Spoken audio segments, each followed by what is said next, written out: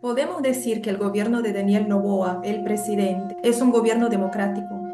En este momento dejó de ser democrático, ha roto el Estado de Derecho, ha roto el orden constitucional, desacata una sentencia de la Corte Constitucional al haberle llamado la atención de que no puede a través de decretos nombrar una vicepresidenta porque no le gusta la vicepresidenta constitucional de la República y pues obviamente deja en manos de la señora secretaria la presidencia de la República para salir a hacer campañas por horas en el día.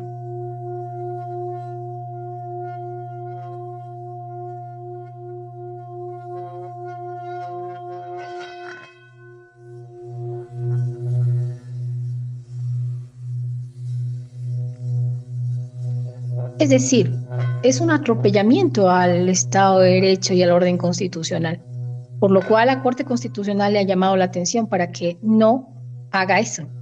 Y es decir, para esta segunda vuelta tiene que hacerlo porque el ejercicio jurisprudencial del Ecuador y nuestra constitución así lo ordena, así como me ordena a mí llegar a la vicepresidencia para subrogar en caso de la ausencia del presidente. Es una orden, para mí es mi función propia de la constitución. Eso debe quedarnos claro. No es que busco un golpe de Estado, como se lo ha dicho, o que busco el poder para apoderarme del Ecuador. No, la Constitución me ordena que mi función es reemplazar al presidente cuando el presidente esté en ausencia temporal. Por lo tanto, él al momento de obligatoriedad tomar la licencia para salir a hacer la campaña política, el Ecuador tiene que quedar en las únicas manos que puede y nos da la orden constitucional, la vicepresidencia constitucional de los ecuatorianos. Nadie más puede tomar el poder en ese momento de la presidencia de la República. Imagínense los ecuatorianos de presidenta, de la secretaria, del presidente que nadie le conoce. En realidad ha violentado toda norma, toda ley, y eso es lo que los jueces en este momento cuestionan. Me llamó mucho la atención el último comunicado de la presidencia, porque ahora el presidente propone que el país reciba fuerzas especiales de países aliados para combatir el narcotráfico y también que se permitan bases militares de otros países en Ecuador. Algo muy raro, ¿no? Que solo pasa en países como Haití, por ejemplo. ¿Qué opinas sobre esa propuesta de fuerzas, de otros países para ayudar en el combate del narcotráfico?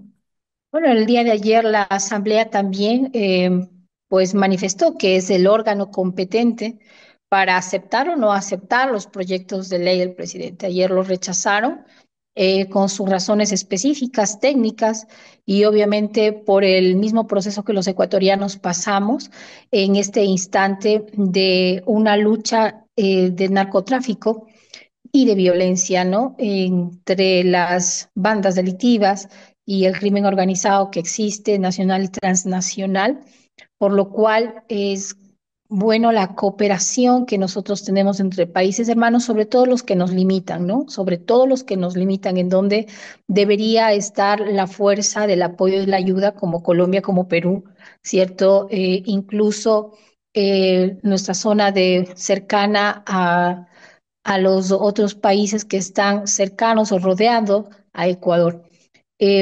Sabemos que se ha hecho un ejercicio de poder militarizar también las ciudades, las calles dentro del Ecuador, lo cual pues como no tenemos la preparación y obviamente los recursos que necesitamos para poder tecnificar, para poder apoyar a las fuerzas públicas, militares y policiales, son escasas. En este momento los ecuatorianos nos han subido un 3% del IVA para enfocar a la seguridad. De eso ya tenemos desde el año anterior, lo cual no ha rendido tampoco efectividad y yo creo que ese es el cuestionamiento desde la Asamblea de saber en dónde está ese dinero que se supone que se debería haber enfocado hacia la seguridad, hacia el mejoramiento del armamento y la tecnología para poder luchar contra el narcotráfico, lo cual se ha disparado, prácticamente se ha disparado ya en este mes, apenas en el primer mes de este año tenemos más de 1.000 muertos, ¿no? Con el tema sicariato y con el tema de violencia entre bandas.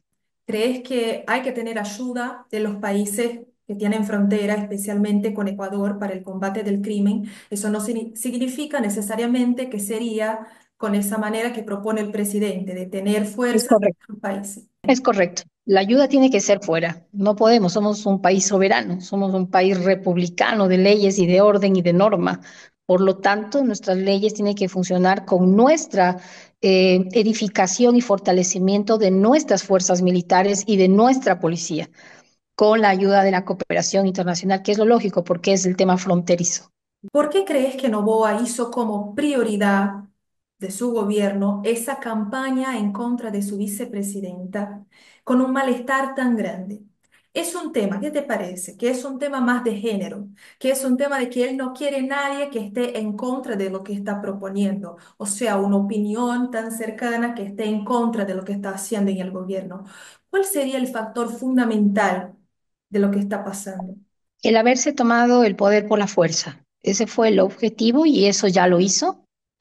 Un año denuncié a los ecuatorianos lo que se pretendía con cada acción de persecución, de hostigamiento, de violencia, del maltrato, de la discriminación que he venido viviendo desde el momento que nos posicionamos, incluso antes. Esto lo he llevado en búsqueda de la ley y la justicia, ya que en Ecuador no la tenemos. Por lo tanto, he golpeado las puertas a los organismos internacionales para que puedan ver en realidad qué es lo que ocurre dentro de Ecuador, porque en un inicio fue Verónica Abad, pero hoy en día los ecuatorianos ya han visto que esta persecución se da justamente a lo que tú acabas de decir, todo aquello que pueda irrumpir el no estar en el poder o coaptar los poderes. Por eso es que el Estado de Derecho ya es inválido en el Ecuador. Yo siempre hablo de un Estado fallido porque el Poder Ejecutivo ha captado el poder de justicia y pues obviamente ante el desacato de que el máximo control constitucional, como es la Corte Constitucional, no obedezca a lo que ha pedido la Corte Constitucional, pues en realidad estamos hablando de que quiere estar en el poder por la fuerza, ¿no? Entonces, todo lo que podía verse o nublado o puesto en mitad de ese objetivo de él, hoy son causa de persecución. Tenemos jueces, juezas perseguidas, tenemos medios de comunicación perseguidos, periodistas mujeres perseguidas y desterradas también. Tenemos abogados que en este momento han sido perseguidos y el caso de mi abogado es el ejemplo más claro. Nuestro abogado defensor de los casos, más de 9 casos penales que nos han levantado en menos de 9 meses, todo este hostigamiento judicial, pues resulta ser que hoy allanaron a mi abogado y lo metieron preso.